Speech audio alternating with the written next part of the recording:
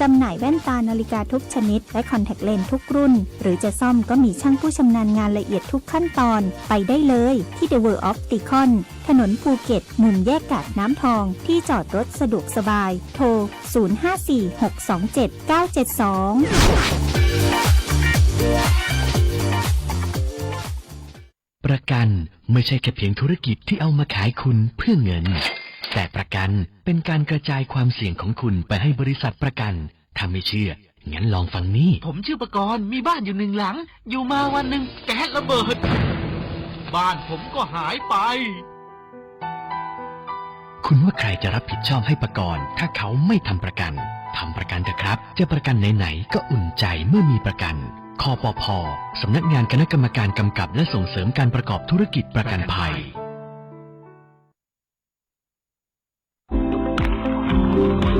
มาแล้วจ้างานใหญ่แห่งปีของคอกาแฟและคนรักชา Eastern Lana Coffee and Tea Festival 2025 เทศกาลกาแฟและชาล้านนาตะวันออกจัดโดยจังหวัดเชียงรายโดยสำนักงานการท่องเที่ยวและกีฬาจังหวัดเชียงรายขอเชิญชวนผู้ประกอบการเกษตรกรบาริสต้าและคนรักกาแฟชามาร่วมกิจกรรมสุดเข้มข้นการประกวดแหล่งผลิตเมล็ดกาแฟคุณภาพการประกวดแหล่งผลิตชาคุณภาพภายใต้แนวคิดการพัฒนาอย่างยั่งยืนของกลุ่มจังหวัดภาคเหนือตอนบน2เชียงรายพะเยาแพร่น่าน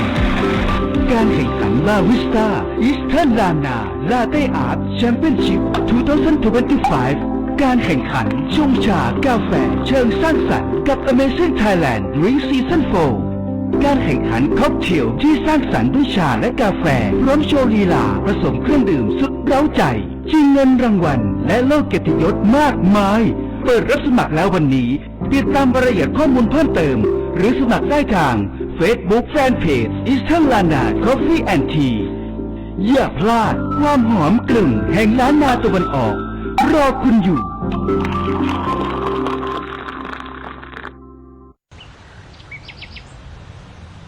หูไว้ก่อนตีจะจ้าเกินไปโรคใบจุดกลุ่มเกิดจากเชื้อราคอเลโตติกลัมจะระบาดในช่วงตีใบย้างแก่ในฤดูฝนอาการก็คือใบจะเป็นแผลกลมแห้งซีดถ้าปล่อยละไว้เหมือนจะย่าฮือใบร่วงนักผลผลิตลดลงถ้าปะโรคนี้เพื่อขจายฉีดพ่นสารเคมีป้องกันเช่นไซโปโคนาโซนหรือไดฟีโนโคนาโซนทุก 15-30 วันตัดแต่งกิ่งกำจัดวัชพืชให้โลงและบำรุงดินให้ต้นยางแข็งแรงหากสงสัยว่าเป็นโรคให้โทรสอบถามสำนักงานการยางแห่งประเทศไทยจังหวัดแพร่054-069-605 หรือ 081-931-2892 พร้อมที่จะช่วยเหลือพี่น้องเกษตรกรทุกเวลา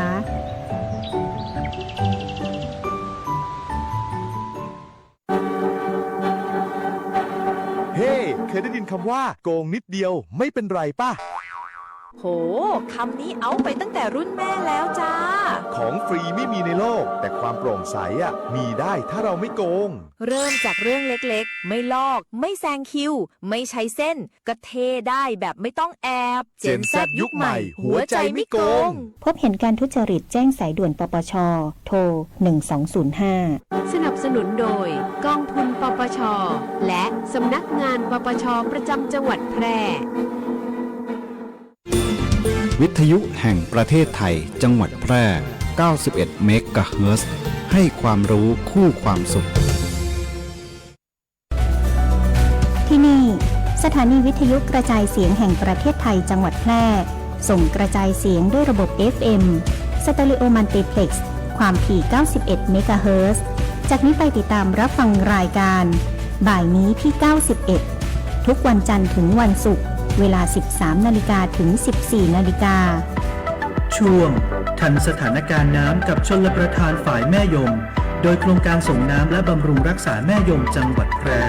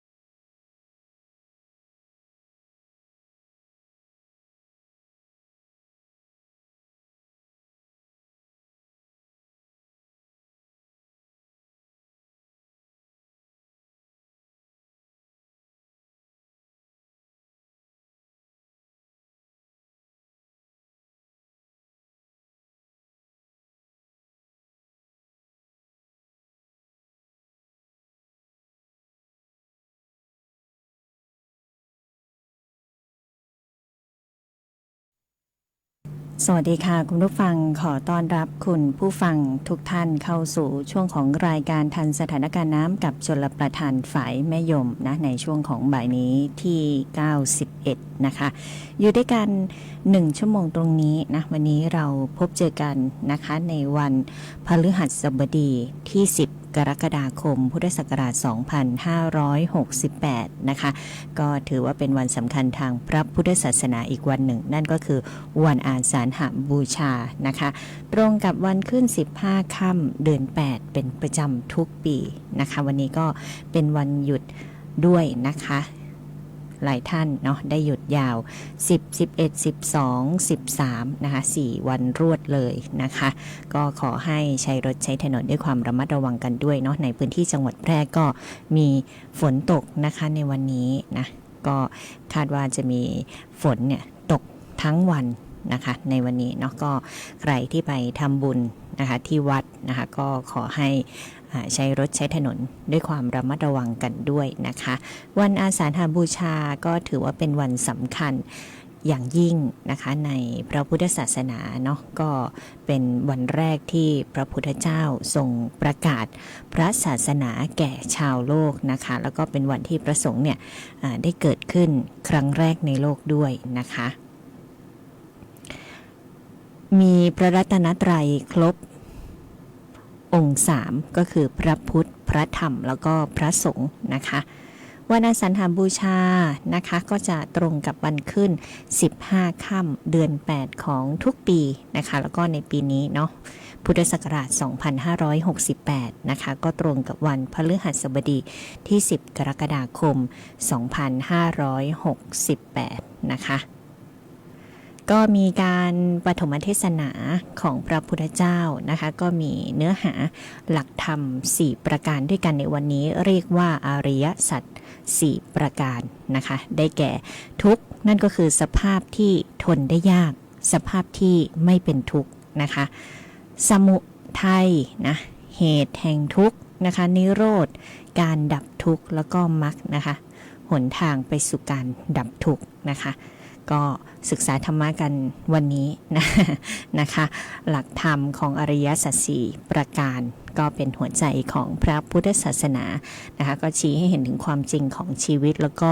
หนทางแห่งการหลุดพ้นจากทุกข์นะซึ่งเป็นหลักธรรมแสดงถึงทางสายกลางที่เป็นหนทางดับทุกข์ได้อย่างสิ้นเชิงนะคะช่วงนี้นะวงการสงฆ์นะคะวงการสีส้มนะเขาเรียกนะคะวงการพระสงฆ์ก็โด่งดังเหลือเกินนะคุณผู้ฟังบางท่านบอกว่าไม่ไปละวัดวาอารามเนี่ยนะไม่ค่อยศักดิ์สิทธิ์นะไม่น่านับถือแต่บางวัดนะคะก็ยังมีพระที่ดีอยู่นะคะก็ต้องฝากคุณผู้ฟังทุกท่านเนาะทำบุญไปด้วยนะคะแล้วก็พิจารณาไปด้วยนะว่าวัดไหนควรที่จะได้รับการทำบุญนะหรือวัดไหนที่อาจจะไม่อยากไปไม่อยากทำนะอันนี้ก็ดูกันเป็นกรณีไปนะคะเพราะช่วงนี้เนาะข่าวเหล่านี้ก็โด่งดังนะคะก็อาจจะทำให้หลายท่านหลายคนเนี่ยไม่ศรัทธานะแต่เราควรที่จะทำนุบำรุงพระพุทธศาสนาตามประเพณีนะคะคุณผู้ฟังก็วันนี้หลายท่านเนาะเดินทางไปทำบุญที่วัดนะคะก็อาจจะมีการตักบาตรในช่วงเช้านะมีการเวียนเทียนในตอนเย็นนะคะฟังพระธรรมเทศนาถวายสังฆทานปฏิบัติธรรมแบบนี้นะคะเราก็ทำบุญนะคะหรือว่าปฏิบัติธรรมนะคะในหลักศาสนาพุทธของเรานะคะส่วนคนที่ไม่ดีนะคะก็ไม่ดีไปเดี๋ยวก็มีการเปิดเผยเปิดโปงกันออกมานะคะเดี๋ยวนี้เนาะก็มีช่องทางที่ได้ให้ตามสืบตามจับตามสอบสวนกันเยอะแยะมากมายนะคุณฟังแล้วก็ดูเป็นกรณีไปนะคะบางรายนะบางที่บางแห่งนะมีความผิดจริงนะก็ว่าไปตามหลักของกฎสงฆ์หลักของกฎหมายต่างๆกันต่อไปนะคะ วันนี้นะคะวันอาสาฬหบูชาแล้วนะคะวันพรุ่งนี้นะคุณผู้ฟังวันนี้ก็จะมีการเวียนเทียนด้วยเนาะวันพรุ่งนี้ก็จะเป็นวันเข้าพรรษานะคะหลายท่านอาจจะมุ่งมั่นว่าจะเลิกเหล้าจะงดเหล้าเข้าพรรษานะคะก็เริ่มทำได้จริงๆก็ทำได้เลยนะคะไม่ต้องรอให้ถึงวันเข้าวันออกอะไรนะคะคุณผู้ฟังอยากทำได้เลยนะคะเพราะว่ามันก็จะส่งผลดีต่อตัวเราเองแล้วก็ส่งผลดีต่อสุขภาพร่างกายนะคะแล้วก็ไม่เป็นภัยต่อสังคมด้วยนะคุณผู้ฟังนะก็พูดถึงเรื่องของวันสำคัญทางพระพุทธศาสนานะคะเดี๋ยวช่วงหน้าเราจะมาพูดคุยกันถึงนะข้อมูลข่าวสารโครงการส่งน้ำบำรุงรักษาแม่ยมจังหวัดแพร่นะคะมีการเฝ้าระวังติดตามสถานการณ์น้ำยังไงบ้างนะคะแล้วก็สถานการณ์น้ำสถานการณ์ต่างๆในรอบสัปดาห์เนี่ยเป็นยังไงเดี๋ยวช่วงหน้ากลับมาติดตามนะคะ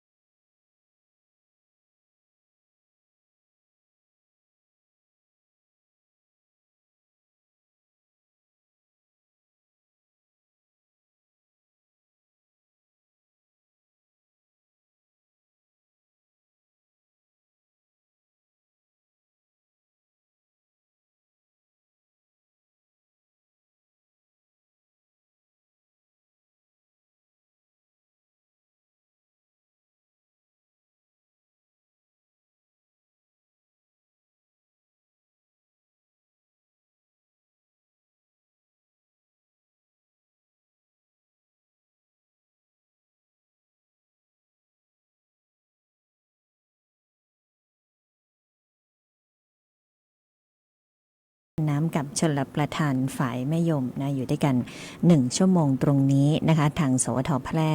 FM 91 MHz แล้วก็ทางหน้าเพจ Facebook Live นะคะก็ยังอยู่กับดิฉันพิรุณพรแสงสร้อยอยู่นะก็มีข้อมูลข่าวสารที่นำมาฝากกันในวันนี้นะคะโครงการส่งน้ำบำรุงรักษาแม่ยมจังหวัดแพร่นะคะก็มีแผนของการดำเนินการนะคะด้านการบริหารจัดการน้ำเป็นการเตรียมความพร้อมรับมือฤดูฝนในปี 2568 ค่ะในการพัฒนาบริหารจัดการน้ำนะคะให้มีประสิทธิภาพอย่างยั่งยืนก็จะเป็นไปตาม7นโยบายหลักแล้วก็23แนวทางนะคะถือเป็นความสำคัญนะคะในการรับมือในการท้าทายด้านน้ำการบริหารจัดการน้ำในปัจจุบันด้วยนะคะสำหรับสถานการณ์ในรอบสัปดาห์นี้นะคะในพงษ์พิษณุชอบประดิษฐ์ผู้อำนวยการโครงการส่งน้ำบำรุงรักษาแม่ยมจังหวัดแพร่นะคะก็ฝากข้อมูลมาประชาสัมพันธ์เนาะเรื่องของสถานการณ์น้ำนะคะในช่วงนี้นะคะก็จะมีฝนฟ้าคะนองเกิดขึ้นในพื้นที่จังหวัดแพร่นะคะร้อยละ 40-60 ของพื้นที่แล้วก็จะมีฝนตกหนักในบางแห่งด้วยนะคะแล้วก็ฝนจะเพิ่มขึ้นนะคะ 11-12 กรกฎาคมเนี้ยจะมีฝนฟ้าคะนองเพิ่มขึ้นเป็นร้อยละ 70-80 ของพื้นที่แล้วก็จะมีฝนตกหนักถึงหนักมากในบางพื้นที่ด้วยนะคะสำหรับสถานการณ์น้ำท่าแม่น้ำยมนะคะห้วยสักนะ Y20 นะคะมีแนวโน้มที่เพิ่มขึ้นนะคะน้ำโค้งนะคะก็เพิ่มขึ้นด้วยนะคุณฟังเนื่องจากว่ามีฝนตกนะคะแล้วก็สถานการณ์น้ำฝายน้ำยมนะคะตอนนี้ก็อยู่ในช่วงที่ทรงตัวอยู่นะคะก็ยังถือว่าน้ำยังไม่มากนะคะแต่ก็ต้องรอดูสถานการณ์ฟ้าฝนในช่วงนี้ด้วยนะคะว่าจะมีฝนตกเยอะตกต่อเนื่องหรือเปล่านะคะถ้าตกเยอะตกต่อเนื่องเนี่ยก็จะเสี่ยงต่อน้ำท่วมฉับพลันน้ำป่าไหลหลากด้วยนะคะเดี๋ยวเราก็จะได้ติดตามกันต่อไปในรอบสัปดาห์นี้นะคะสำหรับปริมาณน้ำนะคะก็ถือว่ายังปกติอยู่นะคุณผู้ฟังยังทรงตัวอยู่ในขั้นปกติอยู่นะคะแต่ให้ระมัดระวังเรื่องของฝนตกหนักนะคะแล้วก็ฝนตกสะสมส่วนพื้นที่ลุ่มนะคะพื้นที่ลาดเชิงเขาใกล้ทางน้ำไหลผ่านนะคะก็อาจจะมีน้ำหลากนะคะก็ขอให้เตรียมการป้องกันนะใครที่มีพื้นที่การเกษตรนะคะอยู่ในบริเวณลุ่มต่ำนะคะหรือว่าอาจจะเป็นบ้านเรือนประชาชนนะคะอยู่ทางน้ำไหลผ่านก็ต้องระมัดระวังเป็นพิเศษด้วยนะคะเตรียมสำรองน้ำไว้ใช้ในการอุปโภคบริโภคด้วยนะคะหากว่าเหตุการณ์มันไม่ปกตินะคะหรือสังเกตแล้วนะคะในสิ่งสภาพแวดล้อมในพื้นที่ไม่เหมือนเดิมนะคะหรือว่าเป็นเหตุนะคะให้เกิดอันตรายต่อบ้านเรือนทรัพย์สินนะคะหรือว่าตนเองและครอบครัวก็ต้องอพยพนะคะแล้วก็ย้ายนะคะออกไปในพื้นที่ปลอดภัยนะคะโครงการส่งน้ำบำรุงรักษาแม่ยมนะคะก็มีการติดตามลงพื้นที่นะคะตามฝ่ายงานนะคะต่างๆเนาะเพื่อขุดลอกนะคะเปิดทางระบายน้ำให้น้ำระบายได้สะดวกในช่วงที่มีฝนตกชุกหนาแน่นนะคะเพื่อที่จะได้ไม่เดือดร้อนกับราษฎรประชาชนนะหรือบางที่บางแห่งอาจจะมีสิ่งกีดขวางทางน้ำนะคะก็เร่งดำเนินการขุดลอกนะคะโดยก็จะมีทางอบต.ต่างๆนะคะหรือว่าชุมชนต่างๆที่กำลังดำเนินการในพื้นที่ของตนเองอยู่ด้วยนะคะก็ถือว่าเป็นอีกหนึ่งช่องทางนะคะในการระบายน้ำนะคะให้น้ำไหลได้อย่างสะดวกระบายได้อย่างสะดวกนะไม่เกิดน้ำท่วมขังนะคะ ในช่วงนี้นะคะก็ให้ใช้น้ำฝนเป็นหลักก่อนนะคะในการเพาะปลูกพืชแล้วก็ใช้น้ำชลประทานเสริมโดยเฉพาะในช่วงที่ฝนทิ้งช่วงเนาะมันก็จะมีทุกปีนะคะจะมีช่วงที่ฝนทิ้งช่วงอยู่นะคะก็อาจจะทำให้ไม่มีน้ำในการเกษตรไม่มีน้ำใช้ในการอุปโภคบริโภคนะคะก็ต้องมีการสำรองน้ำไว้ใช้ด้วยนะคะบ้านเรือนนะคะอาจจะต้องมีการสำรองน้ำไว้ใช้เนาะหากเกิดกรณีฉุกเฉินนะคะน้ำไม่ไหลนะเราก็จะได้มีน้ำไว้ใช้ด้วยนะคะหรือว่าบางที่บางแห่งนะบางทีอยู่พื้นที่ลุ่มต่ำอย่างที่บอกนะอาจจะเกิดอุทกภัยได้นะคะก็จะได้มีน้ำสะอาดไว้ใช้นะคะในยามจำเป็นนะคะคุณฟังก็ต้องสำรองน้ำไว้ใช้ด้วยนะคะด้วยความห่วงใยจากโครงการส่งน้ำบำรุงรักษาแม่ยมจังหวัดแพร่นะสำนักงานชลประทานที่ 4 กรมชลประทานนะฝ่ายจัดสรรน้ำหากว่าคุณผู้ฟังเนี่ยติดตามข้อมูลกันอยู่นะหรือมีข้อสงสัยในพื้นที่ใดอยากจะสอบถามโครงการส่งน้ำบำรุงรักษาแม่ยมจังหวัดแพร่นะคะโทรศัพท์ได้ที่หมายเลข 0545111356 นะคะ0545111356 นะคะก็จะมีการส่งต่อข้อมูลนะไปตามฝ่ายแม่น้ำยมที่1ถึง4ต่อไปนะคะสำหรับประกาศแจ้งเตือนนะกรมอุตุนิยมวิทยาภาคเหนือนะแจ้งเตือนเรื่องของฝนตกหนักถึงหนักมากบริเวณภาคเหนือนะในช่วงวันที่10ถึง12กรกฎาคม2568บริเวณภาคเหนือก็จะมีฝนตกหนักถึงหนักมากในบางแห่งนะบริเวณจังหวัดเชียงรายพะเยาแพร่น่านลำพูนลำปางนะคะเชียงใหม่แม่ฮ่องสอนตากอุตรดิตถ์พิษณุโลกแล้วก็เพชรบูรณ์ค่ะ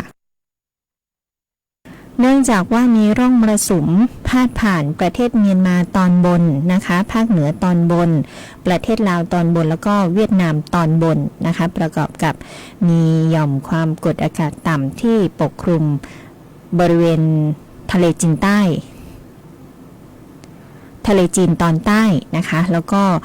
เคลื่อนตามแนวร่องมรสุมที่พาดผ่านในบริเวณดังกล่าวในขณะที่มรสุมตะวันตกเฉียงใต้กำลังปานกลางก็ยังคงพัดปกคลุมทะเลอันดามันประเทศไทยอ่าวไทยกันอยู่นะก็ขอให้ประชาชนเนี่ยระวังอันตรายจากฝนที่ตกหนักฝนที่ตกสะสมนะคะอาจทำให้เกิดน้ำท่วมฉับพลันน้ำป่าไหลหลากได้นะคะโดยเฉพาะพื้นที่ลาดเชิงเขาใกล้กับทางน้ำไหลผ่านแล้วก็พื้นที่ลุ่มนะคะแล้วก็ควรหลีกเลี่ยง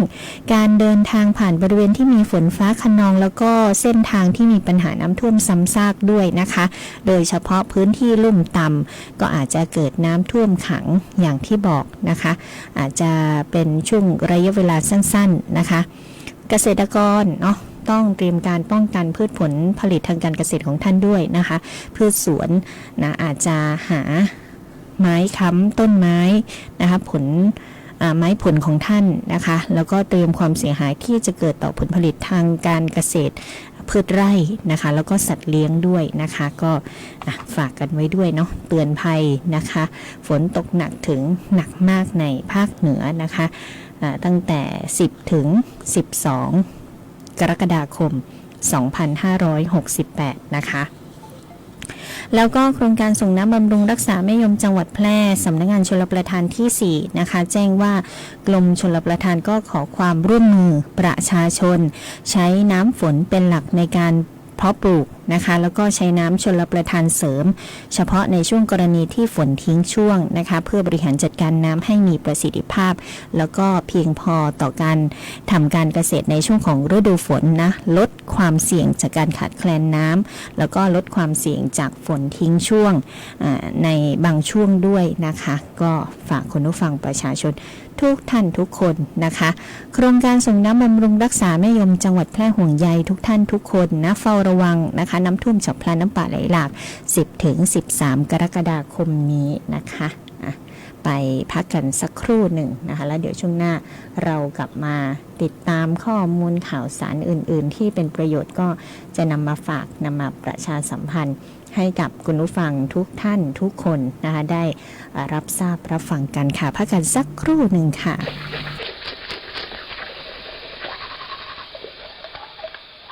เวลาแปรงฟันอย่าหยั่งบ่ปิดก๊อกน้ำตัวเด้อลูก เดี๋ยวนะป่อบ่เป็นหยังก้า เป็นก้าน้องหู้กอการแปรงฟันโดยที่ปล่อยให้น้ำไหลไปตัวเองยะหึงเสียงน้ำ9 ลิตรต่อนาที แต่ถ้าใจแก้วน้ำห้องน้ำวนปากขณะแปรงฟันจะใจน้ำเพียง1 ลิตรต่อนาทีต่ออันเนอร์ อ๋อ นี่คือเทคนิคดีๆ เพื่อการประหยัดน้ำใจก็ครับ ใจและเจ้าน้ำมีคุณค่าหูหักพัฒนาปวงประชาได้ประโยชน์ด้วยความห่วงใยสำนักงานประชาสัมพันธ์ตี3กรมประชาสัมพันธ์คุณผู้ฟังคะโรคน้ำกัดเท้าและโรคไข้ฉี่หนูเป็นอันตรายนะคะ หากมีอาการไข้สูงปวดศีรษะปวดกล้ามเนื้อตาแดงเจ็บคอเบื่ออาหารนี่คืออาการโรคไข้ฉี่หนูค่ะและในช่วงของน้ำท่วมแบบนี้ห้ามเลยนะคะห้ามไปหาปลาห้ามลงเล่นน้ำระวังสัตว์มีพิษงูตะขาบแมงป่องและอย่าลืมตัดกระแสไฟฟ้าอย่าเดินลุยน้ำใกล้กับปลั๊กไฟสายไฟเสาไฟระวังไฟจะดูดไฟจะรั่วตายสถานเดียวแน่นอนรับมือกับโรคและภัยที่มากับน้ำท่วมด้วยความปรารถนาดีจากสำนักงานประชาสัมพันธ์ที่3กรมประชาสัมพันธ์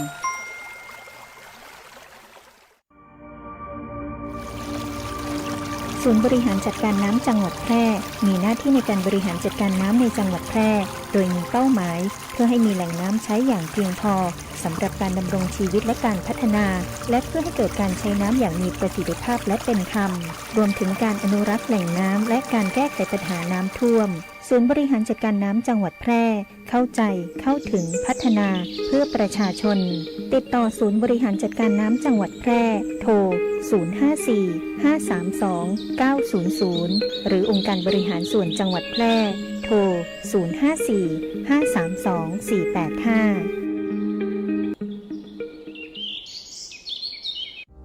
เสริมสร้างศักยภาพให้ธุรกิจของคุณด้วยการแปรรูปสินค้าเกษตรสู่ฟิวเจอร์ฟู้ดติดอาวุธทางปัญญาให้พร้อมแข่งขันในตลาดยุคใหม่เรียนรู้ดูงานและต่อยอดกับผู้เชี่ยวชาญมืออาชีพกับโครงการลานนาฟิวเจอร์ฟู้ดสมัครง่ายๆผ่านแบบฟอร์มออนไลน์เพจ Facebook สำนักงานอุตสาหกรรมจังหวัดพะเยาสำนักงานอุตสาหกรรมจังหวัดเชียงรายสำนักงานอุตสาหกรรมจังหวัดแพร่และสำนักงานอุตสาหกรรมจังหวัดน่านหรือโทร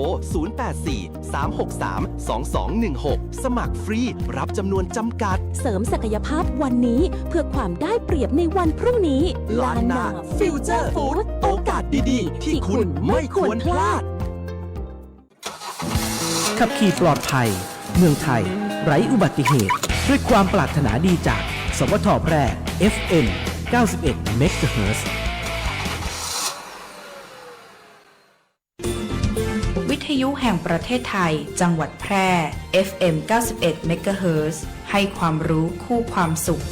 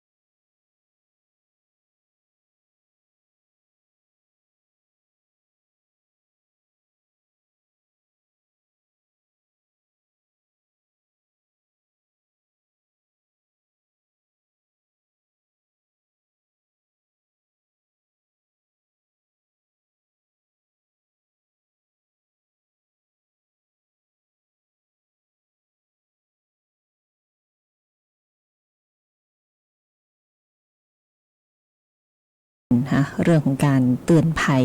ฝนตกหนักนะคะถึงหนักมากในภาคเหนือนะคะ10 ถึง 13 กรกฎาคมนี้ด้วยนะคะภาคเหนือของเราเนาะก็ควรระวังน้ำท่วมฉับพลันน้ำป่าไหลหลากแล้วก็เตรียมป้องกันเฝ้าระวังความเสียหายที่จะเกิดต่อผลผลิตทางการเกษตรนะคะแล้วก็ที่สำคัญเนาะท่านที่เดินทางใช้รถใช้ถนนเป็นประจำนะคะให้ระมัดระวังในการสัญจรผ่านบริเวณที่มีฝนฟ้าคะนองนะแล้วเส้นทางไหนนะคะที่เป็นเส้นทางอาจจะมีน้ำขังน้ำท่วมซ้ำซากนะก็ขอให้ศึกษาเส้นทางหรือว่าเช็คเส้นทางก่อนออกเดินทางนะเพื่อจะได้ไม่ไปเสียเวลาเนาะแล้วก็ที่สำคัญนะคะใช้รถใช้ถนนหากว่าเดินทางผ่านไหล่เขาต่างๆนะคะหรือว่ามาทางเหนือก็ขอให้ระมัดระวังดินโคลนถล่มนะคะปิดทางสัญจรนะคะก็ขับรถไปด้วยก็ให้สังเกตสิ่งแวดล้อมข้างทางไปด้วยนะคะเพราะว่าบางทีเนี่ยเหตุการณ์เหล่านี้มันก็เป็นเหตุการณ์ที่เกิดขึ้นกระทันหันนะคะก็อาจจะหลีกเลี่ยงได้ยากนะคุณผู้ฟังแต่เราก็สามารถที่จะระมัดระวังนะป้องกันนะในขณะขับขี่ได้นะคะอันตรายนะคะก็ฝากกันไว้ด้วยห่วงใยทุกท่านทุกคนนะคะฝนจะตกหนักเนาะ40 ถึง 80 ของพื้นที่เลยนะคะในช่วงนี้จังหวัดแพร่บ้านเราตอนนี้ก็มีฝนตกตลอดนะพรำๆนะคะก็ฝากคุณผู้ฟังประชาชนดูแลรักษาสุขภาพกันด้วยรวมไปถึงระวังสัตว์มีพิษนะในช่วงที่ฝนตกแบบนี้นะคะเพราะว่าเขาอาจจะหนีนะคะหนีน้ำฝนนะขึ้นบ้านของเรานะอาจจะเข้าไปอยู่ในรองเท้าในเสื้อผ้าในที่ที่อบอุ่นในที่ที่มืดนะคะรวมไปถึงระมัดระวังนะยุงนะค่อนข้างเยอะนะชุกชุมในช่วงของหน้าฝนแบบนี้นะคะฝากกันไว้ด้วยค่ะวันนี้ดิฉันพิรุณพรแสงสร้อยก็ต้องนำรายการทันสถานการณ์น้ำกับชลประทานฝ่ายแม่ยมลาคุณผู้ฟังไปก่อนนะคะก็กลับมาพบเจอกันได้ใหม่ในครั้งต่อไปนะคะสำหรับในวันนี้ก็ต้องลาคุณผู้ฟังไปก่อนขอให้มีความสุขในช่วงของวันหยุดยาวนะคะแล้วก็ขอให้ได้บุญได้กุศลกันทุกท่านทุกคนในช่วงวันสำคัญทางศาสนาแบบนี้ด้วยนะคะลาไปก่อนสวัสดี